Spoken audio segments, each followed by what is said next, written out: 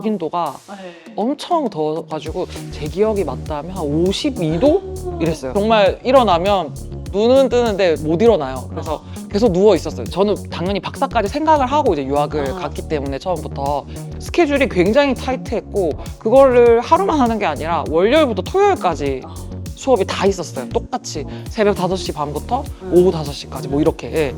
학과 수업을 싹 다 녹음을 했어요. 와. 녹음을 싹 다 해가지고 네. 그걸 이제 수업 마치고 집에 오면 제가 하나하나 적었어요. 와. 타이핑을 다 했어요. 다 적어서 어. 그걸 그냥 외우는 거예요. 무조건. 와. 네. 그냥 통으로 외웠어요. 어. 네, 그때는 어떻게든 산다. 네, 돌아갈 수가 없는 상황이어서 울면서 했던 것 같아요. 그때도. 네.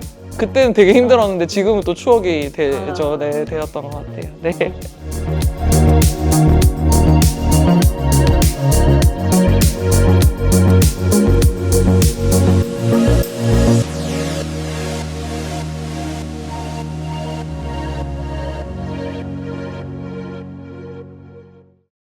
안녕하세요. 요가 명상학과 학우 여러분, 동문 여러분, 반갑습니다. 저는 원디대에서 요가 명상학과를 2006년에 입학을 하고 지금 동문회에서 고문 역할을 하고 있는 김옥진입니다. 오늘 제가 이렇게 카메라 앞에 선 것은 아주 젊고 또 열정이 가득하고 또 더군다나 유쾌하시기까지 하신 박다영 교수님을 한번 모시고 재미있는 인도 유학 이야기하고 또 요가의 세계 이야기 그리고 교수님만의 아주 특별하고 재미있는 이야기가 있을 것 같아서 교수님을 모시고 함께 오늘 재미있는 이야기로 이끌어가는 시간이 좀 되고자 교수님을 모셨습니다. 자, 그러면 우리 박다영 교수님을 한번 모셔볼까요? 교수님. 네, 반갑습니다. 네, 요가 명상학과 박다영입니다. 지금 학교에서 신임 교원으로 함께하고 있습니다. 현재 제가 맡고 있는 과목은 마음챙김 명상과 MBSR 그리고 명상 테라피 특론 그다음에 요가 심신치유 연구 대학원 과목까지 해서 이렇게 현재는 3과목을 맡고 있고요. 또 다음 학기에는 또 다른 새로운 과목들로 우리 학우님들 그리고 원우님들을 뵐 것 같습니다. 그럼 교수님 본격적으로 네. 제가 궁금한 여러 가지 이야기를 한번 여쭤볼게요. 네. 교수님 인도 유학을 가셨잖아요. 네. 근데 어떻게 인도에 유학을 가실 생각을 하셨는지 너무 궁금해요. 아, 네. 저희 어머니 이야기를 안 할 수가 없는데 근데 저희 어머니께서도 이제 원래는 이제 그 전혀 명상이나 심리 상담 쪽이 아니셨는데 이제 결혼하시고 나서 이제 공부를 시작하셨어요. 이제 석사, 박사까지 다 하셨거든요. 네, 그 상담 쪽으로 해가지고 그러면서 명상도 자연스럽게 수련하시면서 이제 인도를 매년 가시기 시작했어요. 대체 뭐가 있길래 우리 어머니는 저길 그렇게 가나 그런 궁금증이 있는 상태에서 제가 입시에 실패를 해가지고 네, 제가 원하는 대학에 못 갔어요. 네.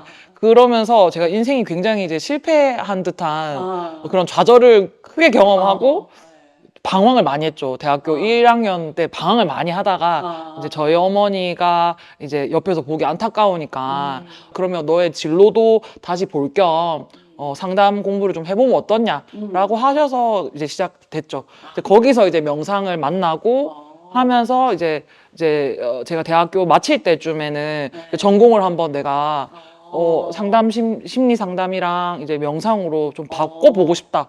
네. 이게 참 나랑 잘 맞다. 이런 생각을 했던 것 같아요. 그래서 사실은 저는 평상시에는 어렸을 때도 그렇고 내가 뭘 원하는지 내가 정말 하고 싶은 게 뭔지를 잘 몰랐어요. 그런데 처음으로 제 삶에서 처음으로 이건 내가 진짜 한번 해보고 싶다 하는 게 이제 명상이었고 그다음에 심리 상담이어가지고 그래서 이제 제가 그러면은 석사 전공을 한번 바꿔봐야겠다 하는 와중에 저희 이제 스승님께서 심리 상담 쪽은 이미 너무나 많은 사람들이 유학을 했고 너가 좀 희소성이 있으려면 좀 색다른 나라 그리고 특히 요가를 이제 인도에서는 인도의 심리학으로 보고 있거든요. 그래서 그런 걸 너가 좀 뿌리부터 한번 공부해보면 어떻냐라고 제안을 주셔가지고 그래서 네. 인도로 선택하게 되었습니다. 네. 그렇게 스승님 덕분에 이제 인도를 택하게 되셨는데 그러면 어디 대학교를 먼저 가셨어요, 교수님? 네, 저는 처음에는 델리가 있는 그 북인도에서 더 위쪽으로 가면 이제 리시케시, 아마 요가 전공하신 분들은 다 아실 거예요. 그래서 리시케시 바로 옆에 같은 주에 있는 하리드와르라는 곳이 있어요. 근데 하리드와르가 성지로 굉장히 유명하거든요. 예, 인도인들에게 굉장히 유명한 곳인데 이제 거기에 있는 학교로 제가 가게 됩니다. 예. 그 학교 이름이 대부 산스크리티 대학교. 이 대학교의 특징이 힌두교 기반이거든요. 그래서 요가 철학을 중심으로 해서 다양한 어떤 인도 철학과 관련된 뭐 문화와 관련된 학과들이 많이 있었어요. 그러면 그 학교에서 이제 석사 과정을 처음 하셨는데 어려움 없으셨어요? 너무 많았죠. 어려움 너무 많았습니다. 제가 그때 좀 일찍 들어갔거든요. 그 학교는 특이하게 이제 입학을 7월, 8월 새 학기가 시작되는데 제가 그 전에 좀 적응하겠다고 5월 달에 들어갔어요. 그때가 북인도가 엄청 더워가지고 제 기억이 맞다면 한 52도? 이랬어요. 52도요? 네. 그래서 갔는데 제가 뭐 음식도 저한테 안 맞고 뭐 날씨도 당연히 안 맞고 뭐 적응도 안 되고 이런데 너무 힘들었죠. 그래서 정말 일어나면 눈은 뜨는데 못 일어나요. 그래서 계속 누워 있었어요. 누워서 한 대여섯 시간 누워 있다가 겨우 이제 배고플 때 밥 먹으려고 일어나는 정도로 그렇게 한 달을 지내고 나니까 도저히 안 되겠다라고 생각해서 한 달 만에 한국에 들어왔어요. 한국에서 잠깐 좀 몸을 추스리고 다시 가겠다. 그래서 한국에서 한 일주일 있다가 다시 인도로 들어갔어요. 네, 엄청 고생 많이 했습니다. 처음에는. 네. 그렇게 고생스러웠는데 또 학교는 다 마치셨잖아요. 네. 학교 생활은 어떠세요? 좀 특이하거나 이건 너무 인상이 깊다 이런 거. 일단 제가 석사를 했던 그 학교가 힌두교를 기본으로 깔고 있었고 그 학교가 아슈람에서 나온 학교였어요. 그런 그 수행처에서 나온 학교였기 때문에 굉장히 스트릭한 부분이 있었죠. 그래서 저희 학교 교복이 있었거든요.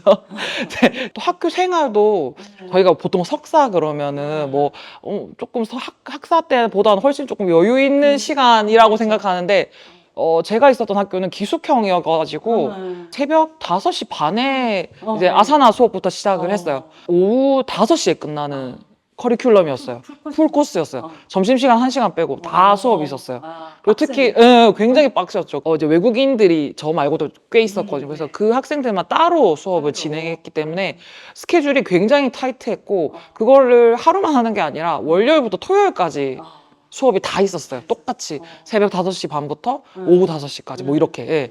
그래서 그거를 내가 중고등학교 때도 이렇게 안 살았던 것 같은데 뭐 이러면서 굉장히 그렇게 지냈던 기억이 납니다. 네. 아우 정말 빡세게 했는데 그런 빡센 게 어느 정도 가니까 좀 익숙해지고 내가 좀 깨달았거나 정말 이렇게 생활하는 게 큰 이익이다라는 에피소드 하나 좀 부탁드려요.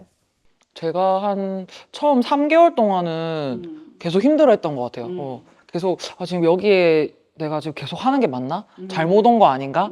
이제 그런 생각을 계속하고 또 친구들하고 거기에 다 이제 서양인들이 많이 왔었는데 좀 문화권도 너무 다르고 또 인도 친구들하고도 또 너무 다르고 해서 적응이 잘 안 됐죠, 처음에는. 그랬는데 한 3개월 좀 지나고부터는 이제 언어도 조금씩 들리기 시작하고 이제 학교에 돌아가는 시스템도 조금씩 파악하게 되면서 조금 이제 적응하게 됐던 것 같아요. 예.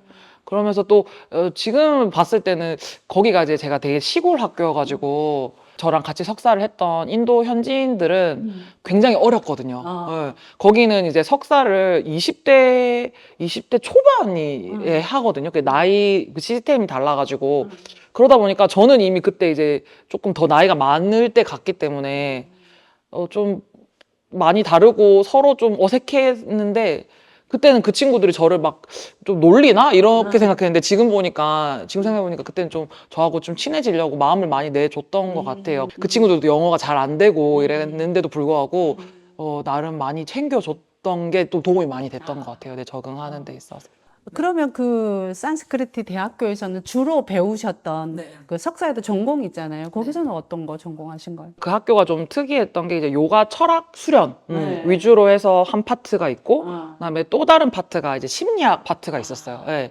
그 심리학을 있었던 이유는 이게 그냥 수련만 해서는 우리가 어떤 장애물들이 있잖아요. 하다 보면 어려움이 마음에 의해서 일어나는 그런 어려움들을 내가 이해하고 이걸 어떻게 다룰 것인가 여기에 좀 포커스를 맞췄던 학교였던 것 같아요.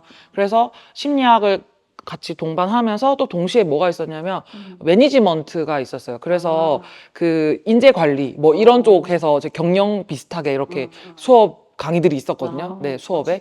예, 예. 그래서 이걸 어떻게 하면 이 요가라는 이 전통을 사람들에게 이렇게 보급화하고 알릴 수 있는지 그런 데 좀 포커스를 맞췄던 교육이었던 것 같아요, 저희한테 시스템이. 필요한 그렇죠. 실질적으로 어떻게 나눌 수 있는가. 예, 그래서 그런 것들이 좀 저에게는 많이 도움이 됐던 것 같아요. 다양하게 접할 수 있어서. 그렇게 해서 이제 그 대학교에서 석사 논문까지 일단 쓰신 거고, 네, 근데 그렇게 하고서 또 다른 학교로 또 가셨는데 그 다른 학교로 또 가신 이유는 어느 대학이고? 네, 저는 당연히 박사까지 생각을 하고 이제 유학을 갔기 때문에 처음부터 이제 박사를 해야 되는데 그때 이제 인도에만 있는 좀 특별한 시스템이 있는데 아무래도 인도가 이제 영국 식민지였기 때문에 그 영국의 교육 시스템을 따라서 했었어요. 석사하고 박사 과정 사이에 이제 MPhil이라는 과정이 있어요. 그게 이제 한국말로 굳이 번역을 하면 뭐 예비 박사, 예비 박사 과정, 그런 게 있었어요. 그래서 이제 제가 델리 대학교를 또 가게 되었는데 이제 그 델리 대학교를 제가 처음 지원할 때는 바로 박사를 내가 할 수 있을까 하는 조금 그런 마음 하나, 그 다음에 또 제가 처음 있었던 대부 산스크리티 대학교에서 이제 2년 경험해 보니까 좀 다른 경험도 좀 궁금하고 또 좀 너무 시골이어가지고 거기가 이제 배산임 수처럼 앞에는 겐지스 강이 흐르고 뒤에는 히말라야 산이 있었거든요. 그래서 약간 시골 느낌이 나서 좀 약간 가보고 싶은 마음도 있었고 그리고 제 무의식 속에서 가장 크게 있었던 건 사실은 조금 부끄러운 마음이 드는데 학벌에 대한 학벌에 대한 미련이 제가 대학 입시도 실패했잖아요. 그래서 그러다 보니까 내가 외국인이라는 그 타이틀을 이용해서 좀 괜찮은 대학에 좀 이렇게 살짝 얹혀갈 수 있을 것 같은 그런 마음이 있었어요. 그런데 다행히 정말 지원하니까 합격 통보를 받았죠, 제가. 근데 저의 신분이 외국인이었기 때문에 그 외국인만을 위한 그 쿼터가 따로 있었어요. 그래서 좀 더 저한테 유리했던 것 같습니다. 그러면 델리 대학은 좀 어려움이 덜 하셨나요? 저도 쉬울 줄 알았거든요. 이제 인도에도 좀 살아봤고 뭐 학위도 하나 있고 하니까 괜찮을 줄 알았는데 그 델리 대학교만의 그 특색이 있달까요? 델리 대학교는 우선 제가 갔던 학과는 철학과였어요. 철학과. 철학과 속에 저는 이제 인도 철학, 그다음에 불교, 명상 뭐 이쪽으로 제가 공부를 한 거였는데 거기 갔을 때 이미 사실은 저 외국인 입장에서 말고 이제 인도 현지 내에서는 뭐 굳이 따지면 이제 우리나라의 서울대학교 같은 그런 랭킹에 속해 있는 학교였기 국립대였기 때문에 거기에 있는 학생들의 그 프라이드 자부심이 엄청났거든요. 그런데 갑자기 시골에서 되게 작은 학교에서 웬 외국인 여자애가 와가지고 근데 뭐 영어도 딱히 잘하는 것 같지도 않고 요가라고 오니까 근데 그게 이거는 조금 말씀드리기가 조금 조심스러운 부분도 있는데 모두가 그렇진 않겠지만 그 어떤 학교에 어떤 공부를 하느냐에 따라서 요가 철학을 철학으로 받아들이는 분위기가 있고 또 요가를 정통 철학으로 받아들이지 않는 분위기도 있습니다. 그래서 델리 대학교 같은 경우는 조금 그 선입견이 있는 분들이 있었어요. 그러다 보니까 거기서 이제 저에 대한 어떤 시선 그런 것들이 좀 처음에는 새로운 느낌이었어요. 그래서 일단 제가 철학 베이스가 거의 없는 상태에서 갔기 때문에 불교 철학, 서양 철학 이런 걸 다 제가 그 전공 수업을 들어야 됐거든요. 그러다 보니까 어려운 용어들이 너무너무 많았고 그걸 따라가는 게 힘들어서 기억이 나는 게 제가 수업을 못 따라가니까 이제 이걸 어떻게든 타파해야 되잖아요. 그래서 학과 수업을 싹 다 녹음을 했어요. 녹음을 싹 다 해가지고 네. 그걸 이제 수업 마치고 집에 오면 어. 그거를 그때는 네이버 클로버가 없었어요. 그래서 제가 하나하나 적었어요. 타이핑을 다 했어요. 그래서 예를 들어 3시간 강의면 3시간 강의를 처음부터 끝까지 다 교수님 말씀을 다 적는 거예요. 어머, 어머. 다 적어서 그거 그냥 외우는 거예요. 무조건. 와. 예. 그냥 통으로 외웠어요. 어. 예, 그때는 어떻게든 산다. 네, 돌아갈 수가 없는 상황이어서 울면서 했던 것 같아요. 그때도. 예. 참, 예, 지금 생각해보니까 그때 막, 그래서 무조건 통으로 외워서 시험 문제 뭐 제가 뭐 이렇게 자연스럽게 쓸 수가 없으니까 그냥 외운 거를 무조건 비슷한 문제면 거기에 다 적는 거예요. 예. 그랬던 기억이 나네요. 네, 이야기하다 보니까. 아, 그때 그렇게 울면서 녹음하고 암기했던 게 지금의 박다은 교수님을 만든 좀 기초가 되지 않았을까? 네, 그때, 네, 맞습니다. 그때 그게 너무 힘들었지만, 그때 영어가 많이 늘었던 것 같아요. 네, 네. 근데 또 힘든 일 말고 또 재미있거나 좀 웃겼던 일은 없어요, 교수님? 많죠. 뭐, 그때 이제 뭐, 제가 아무래도, 델리대학교에서도 저는 기숙학교에 있었거든요. 근데 그 기숙학교에서는 외국인하고 인도 현지인하고 근데 같이, 여자 기숙학교여가지고 같이 지냈는데, 그때 이제 저는 그때 이제 논문을 써야 되니까 그 저희 기숙사 안에 도서관이 있었거든요. 근데 거기 이제 맨날 밤늦게까지 남는 멤버들이 있었어요. 제가 막 그게 부지런하게 막 낮에 하고 이런 걸 못 해가지고 밤낮이 아예 바뀌었거든요. 그래서 밤 8시에 저녁 식사를 하고 9시에 밤 9시에 도서관에 가서 그럼 거기 맨날 고정 멤버들이 있었어요. 저희 인도 친구들 몇 명 하고 그다음에 저희 한국인 또 같이 유학했던 친구도 있었거든요. 그래서 매일 거기 앉아서 그냥 뭐 되든 안 되든 무조건 앉아 있는 거예요. 그래서 새벽 6시까지 앉아 있어요.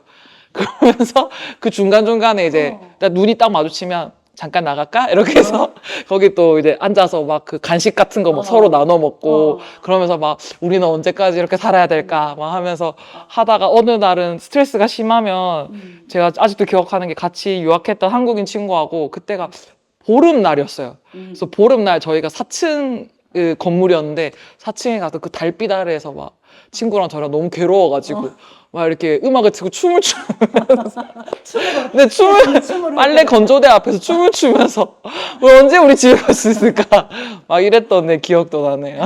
그때는 되게 힘들었는데 지금은 또 추억이 되었던 것 같아요. 네. 그렇게 해서 델리대학교에서도 2년? 아니면 2년 반?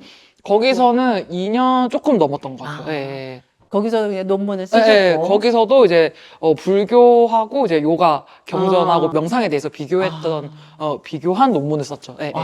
특히나 제가 거기서 포기할 수 없었던 건 한국에 없는 컨셉이었기 때문에 학위 자체가 이걸 제가 안 따고 그냥 과정만 하면 무용지물이 될 것 같았어요. 네. 와, 이렇게 끈기 있는 공부, 어려운 공부를 또 마치게 되셨네요. 근데 사실 저 매일매일 포기하고 싶었던 마음이었던 것 같아요. 매일매일. 매 순간. 뭐 진짜 뭐 영어를 못 알아들으면 너무 부끄럽잖아요. 사람들 앞에서 수업하고 있는데 교수님이 질문했는데 대답을 못하고 너무 바보 같고 그때 제가 뭐 너무 긴장하고 그랬던 시간들이 너무 많아서 매일매일 그만두고 싶었는데 근데 그럴 때마다 저한테 도움이 됐던 게 결국에는 내가 왜 지금 이런 과정을 하려고 했는지 거기에 좀 포커스를 많이 맞췄던 것 같아요.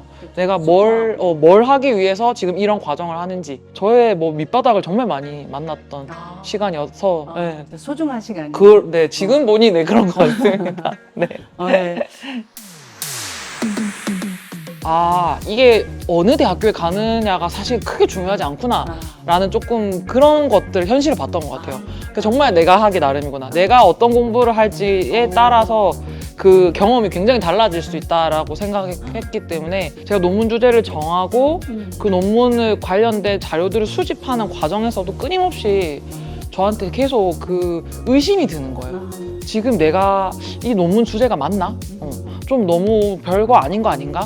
그런 것들이 힘이 많이 들었죠. 네. 그래서 내가 정말 하고자 하는 걸 깊게 연구하려면 최소 10년은 필요하고 전문가가 되려면 그런 과정 속에 내가 있다라는 걸 자꾸 저를 상기시켰던 것 같아요. 그냥 이거는 하나의 과정이고 나는 그 매순간 매순간 내가 최선을 다하는 거고 나는 나의 노력을 아니까 네.